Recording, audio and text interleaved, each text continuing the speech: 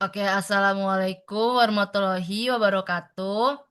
Perkenalkan, nama saya Yasmina Yamida dengan NPM 2022 43500270, yang dimana tanggung jawab saya pada eh, aplikasi ini adalah eh, membuat database. Oh ya, maaf sebelumnya, eh, kami dari kelompok pemrograman web lanjut akan mempresentasikan terkait aplikasi yang udah kami buat eh, dengan program yang berjudul Sistem Informasi Akademik atau disingkat SIAKA. Nah, pada kesempatan kali ini saya akan menjelaskan dahulu terkait apa sih aplikasi SIAKA itu beserta fungsi-fungsinya. Dan juga nanti seterusnya akan membahas terkait database-nya dan juga eh, flow-flow dari program yang atau website yang sudah kami buat. Oke, jadi sistem informasi akademik atau bisa kita singkat dengan Siaka ini adalah aplikasi yang digunakan untuk mengelola seluruh proses administrasi akademik di perguruan tinggi secara terpusat dan terstruktur. Nah, fungsi-fungsinya antara lain yang pertama ada manajemen data pengguna, yang dimana fungsinya untuk mengatur data admin, dosen, dan mahasiswa agar setiap pihak memiliki akun dan akses sesuai perannya. Yang kedua ada pengelolaan struktur akademik yang berfungsi untuk menyimpan informasi fakultas dan program studi sehingga data terorganisir dan mudah diakses. Yang ketiga ada pengaturan mata kuliah dan jadwal yang dimana berfungsi untuk mengelola daftar mata kuliah serta membuat jadwal perkuliahan yang terkoordinasi dengan dosen dan ruang. Yang keempat ada pengisian KRS atau kartu rencana studi. Fungsinya untuk memungkinkan mahasiswa dapat memilih mata kuliah yang akan diambil setiap semesternya. Yang kelima ada pengolahan nilai KHS, maaf, atau kartu hasil studi. Yang dimana berfungsi untuk menyimpan dan menampilkan nilai mahasiswa setelah proses perkuliahan selesai.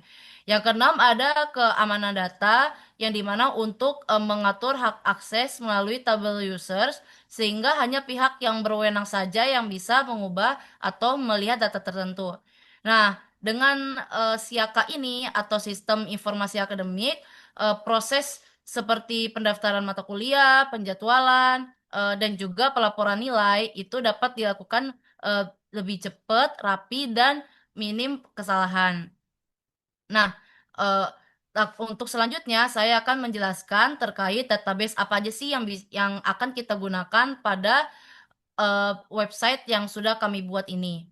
Oke, yang pertama saya akan menjelaskan eh, terkait table users dahulu. Jadi tabel users ini berisi ID, username, password, email, role, dan created at. Yang dimana table users ini berfungsi untuk menyimpan data-data users dari semua pengguna website ini. Yang dimana nanti di dalamnya ada data admin, dosen, dan mahasiswa dan mereka semua juga mempunyai akses username dan passwordnya masing-masing agar bisa login. Oke, yang kedua ada tabel mahasiswa, yang dimana tabel mahasiswa ini berisi ID, user ID, NPM atau NIM, nama lengkap, jenis kelamin, tanggal lahir, alamat, nomor telepon, ID prodi, angkatan, dan status mahasiswa. Nah, fungsi tabel ini untuk mengelola atau menyimpan data-data lengkap mahasiswa secara detail. Yang ketiga ada tabel dosen. Tabel dosen ini berisi ID, user ID, NIDN atau bisa kita sebut NIK atau MPM dari mahasiswa, nama lengkap, tanggal lahir, nomor telepon, dan alamat. Yang dimana tabel ini berfungsi untuk menyimpan data-data dosen secara lengkap dan detail. Yang keempat ada tabel admins ya, dengan isinya yaitu ID eh yang dimana isi dari wait wait wait wait wait. Oke, maaf saya lanjut.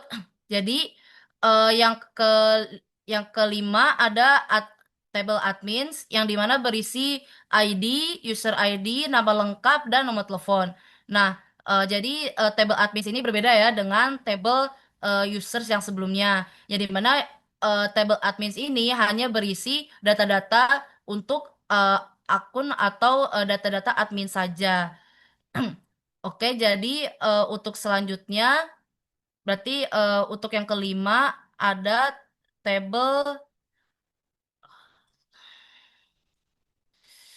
Kenapa dia nggak bisa sih? Sorry.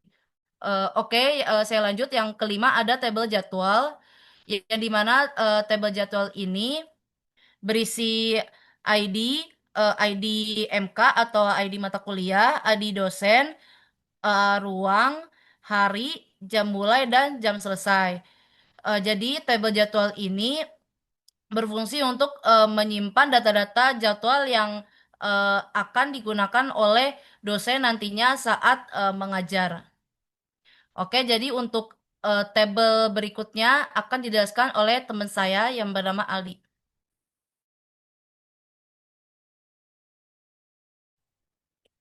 Nama saya Aldi Pancawijaya, NPM 20224350000328.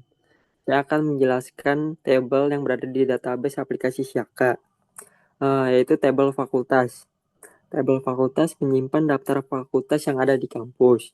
Setiap fakultas memiliki kolom ID sebagai kode unik dan nama fakultas sebagai nama resmi fakultas. Contohnya Fakultas Teknik atau Fakultas Ilmu Komputer.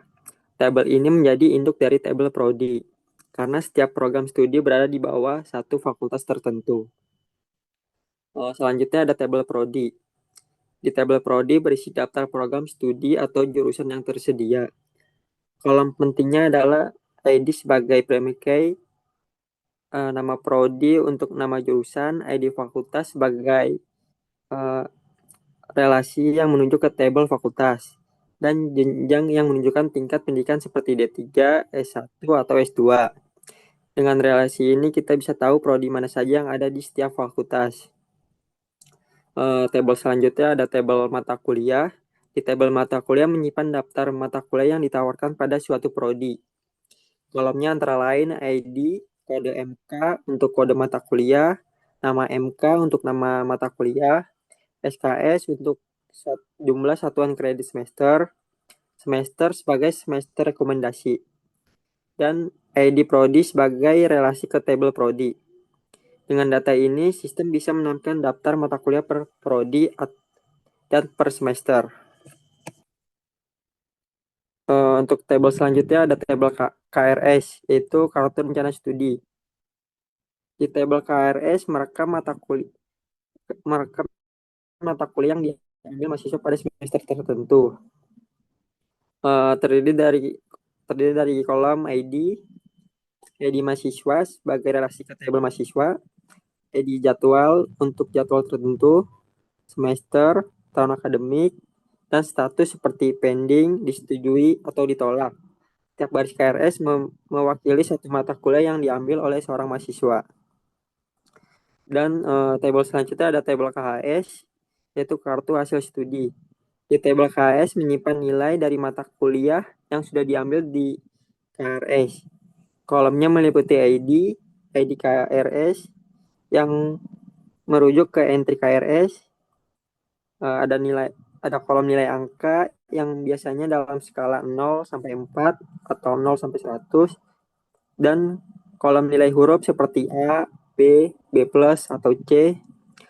Relasi ini memungkinkan kita melihat nilai mahasiswa pada setiap mata kuliah yang diambil.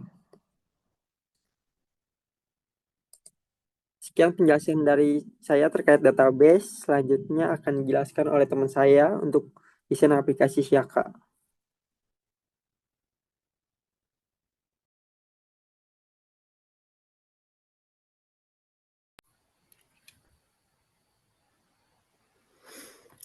Nama saya Wanda Syabila dengan NPM 202 Nama sih. 2435 00303. Nama saya Alsa Nur Fatma dengan NPM 2022 435002779. Di sini, saya dan Alsa bertugas membuat desain tampilan atau UI untuk web aplikasi Siaka menggunakan Figma. Desain ini kami buat sebagai prototipe yang nantinya digunakan oleh tim developer saat mengembangkan sistem.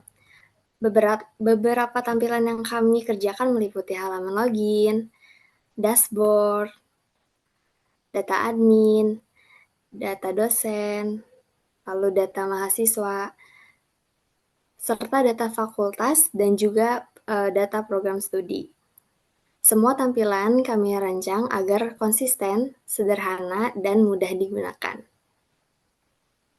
Lalu kami juga menambahkan beberapa fitur lainnya seperti tampilan jadwal kuliah yang menampilkan mata kuliah per hari dan jamnya.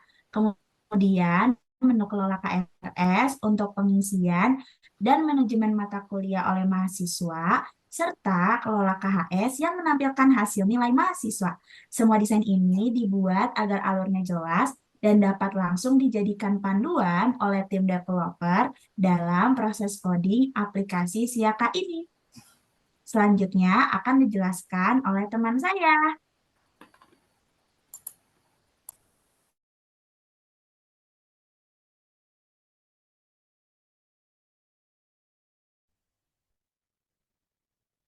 Perkenalkan, nama saya Panji Haryadi dengan NPM 2022 435003773.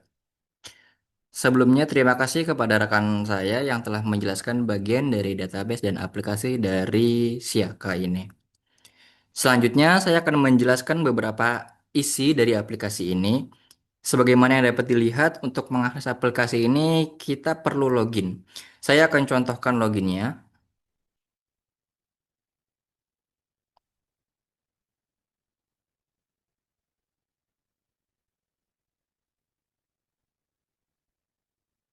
Setelah login, Anda akan melihat tampilan dashboard dari aplikasi ini. Dashboard ini mencakup risalah dari apa saja yang ada di aplikasi ini seperti total mahasiswa, total dosen, jumlah fakultas, dan jumlah prodi. Saat ini, kita sedang login sebagai admin. Hal ini dapat diketahui dengan info yang berada pada sudut kanan atas, yaitu admin Siaka 1. Di sebelah kiri, kita dapat melihat beberapa menu dari aplikasi ini seperti dashboard, kelola user yang berisi data admin, data dosen, dan data mahasiswa, kelola fakultas dan prodi yang berisi data fakultas dan data program studi, kelola mata kuliah, kelola jadwal, kelola KRS, dan kelola KHS. Kita kembali lagi pada kelola user.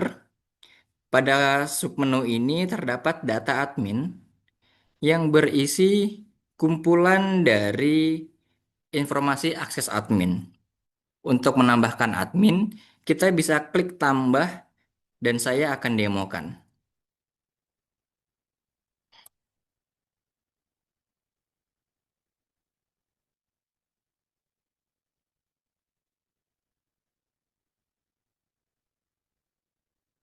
Setelah itu, kita akan klik simpan. Sebagai informasi tambahan, jika sorry, data admin baru sudah masuk, jika ingin mengubah data, kita bisa klik edit dan isi sesuai keinginan yang kita inginkan, lalu klik simpan. Sebagai informasi tambahan, jika tidak ada perubahan password, maka kolom password dapat dikosongkan.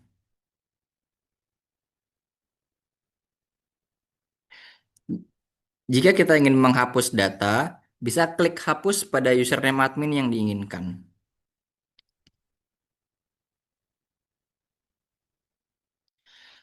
Hal yang sama juga berlaku pada data dosen.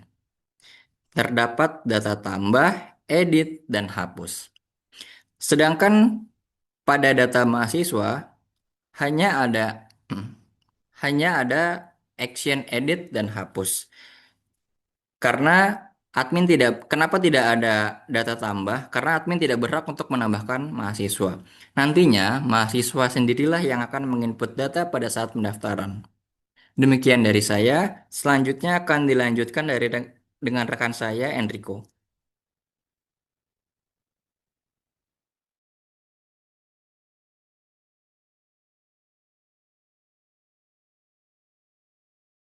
Perkenalkan, nama saya Enrico Franz Adriawan Nurak dengan NPM 2022 43500372. Baik, setelah tadi Panji menjelaskan untuk dashboard dan pengelolaan user, sekarang saya akan menjelaskan menu fakultas dan prodi serta mata kuliah. Pada menu fakultas dan prodi sendiri, di dalamnya ada menu data fakultas dan data program studi. Nah, untuk menu data fakultas sendiri, jadi data fakultas ini merupakan induk dari data prodi atau program studi dan data mata kuliah. Nah, jadi di dalam tiap fakultas di dalamnya terdapat program studi dan mata kuliahnya sendiri. Nah, untuk menambah data fakultas, kita bisa klik tambah dan masukkan nama fakultas yang diinginkan. Lalu kita klik simpan. Nah, akan muncul pemberitahuan bahwa data fakultas berhasil dibuat. Nah, untuk data fakultas ini, seperti yang tadi sudah saya bilang, merupakan data induk dari program studi dan mata kuliah. Jadi, jika di dalam fakultas sudah terdapat program studi, data fakultas tidak akan bisa dihapus. Karena di sini kan ada menu edit dan hapusnya. Sekarang kita akan coba untuk hapus fakultas teknik, di mana di dalam fakultas ini terdapat program studi. Akan muncul pop-up dan akan muncul error data fakultas ini sedang digunakan di tabel lain. Jadi dia tidak bisa dihapus. Nah, berbeda jika fakultas belum diisi program studi apapun. Contohnya di sini yang tadi kita buat, fakultas bimbingan konseling. Nah, di sini data fakultas akan berhasil dihapus karena belum ada program studi di dalamnya. Untuk data program studi sendiri, nah di data program studi tidak jauh berbeda dari data fakultas tadi. Di sini terdapat menu tambah, edit, serta hapus. Nah, perbedaannya untuk data program studi saat kita tambahkan di dalamnya akan ada pilihan fakultas terlebih dahulu, lalu kita bisa isi nama program studi yang diinginkan, lalu ada pemilihan jenjangnya. Di sini ada jenjang D3, D4, S1 sampai S3. Nah, untuk data program studi ini seperti data fakultas, data ini merupakan induk dari mata kuliah. Jadi jika sudah ada mata kuliah yang terdaftar di dalam program studi ini, maka data program studi tidak bisa dihapus. Akan muncul error data program studi ini sedang digunakan. Jadi data program studi ini tidak bisa dihapus. Selanjutnya kita akan ke bagian menu kelola mata kuliah. Nah, untuk mata kuliah ini seperti kelola fakultas dan prodi tadi, kurang lebih sama. Di sini ada menu tambah, edit, serta hapus juga. Cuma perbedaannya di sini tiap mata kuliah diberikan kode untuk mata kuliah tersebut. Baru ada nama mata kuliahnya, jumlah SKS, di semester berapa mata kuliah tersebut ada, serta program studi dan fakultasnya. Jadi kurang lebih itu untuk penjelasan kelola fakultas dan prodi serta mata kuliah. Untuk selanjutnya akan dijelaskan oleh teman saya, Ramdan. Terima kasih.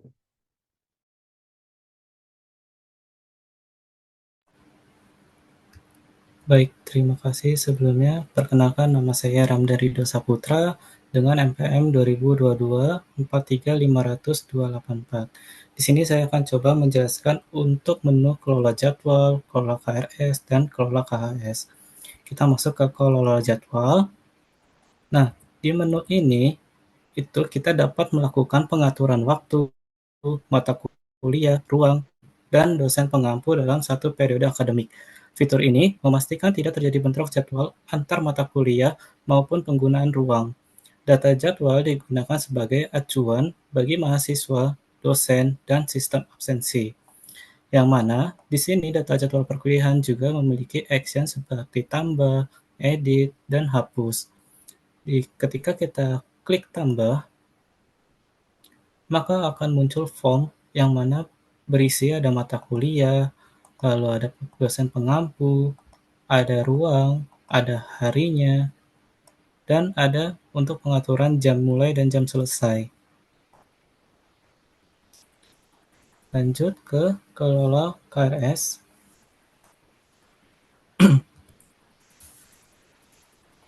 Di mana data kelola KRS ini merupakan proses pengaturan rencana studi mahasiswa setiap awal semester, meliputi pemilihan mata kuliah sesuai kurikulum, jumlah SKS yang diizinkan, dan persetujuan dosen ataupun dari admin.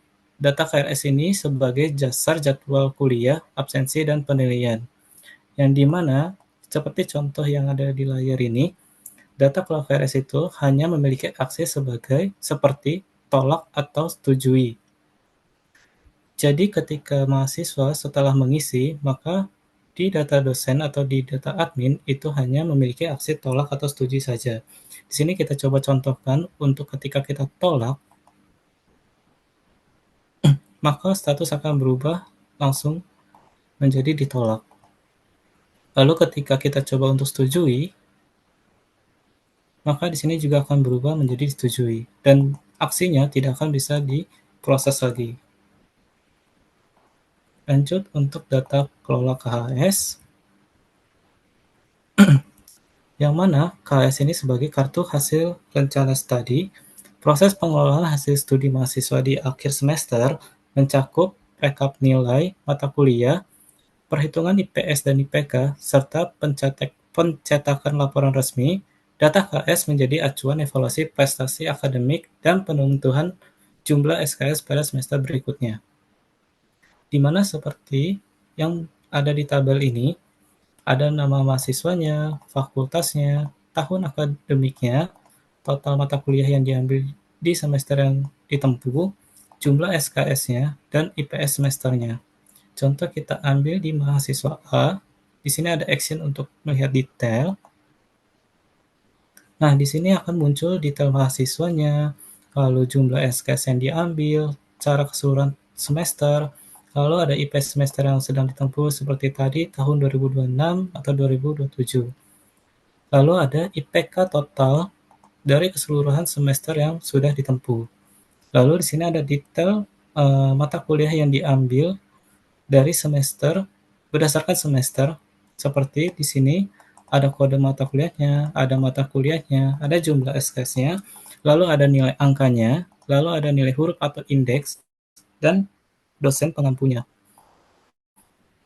Lalu di sini juga kita bisa mengedit nilai, seperti jika ada kesalahan nilai, maka di sini kita klik edit, lalu kita coba rubah untuk nilainya menjadi 80, lalu kita klik perbarui, maka di sini akan berubah. Dari nilai angkanya berubah, nilai indeksnya juga berubah, dan untuk perhitungan IP semesternya juga berubah, lalu untuk IPK totalnya juga berubah. Sekian penjelasan dari aplikasi Siaka ini dari kelompok 3.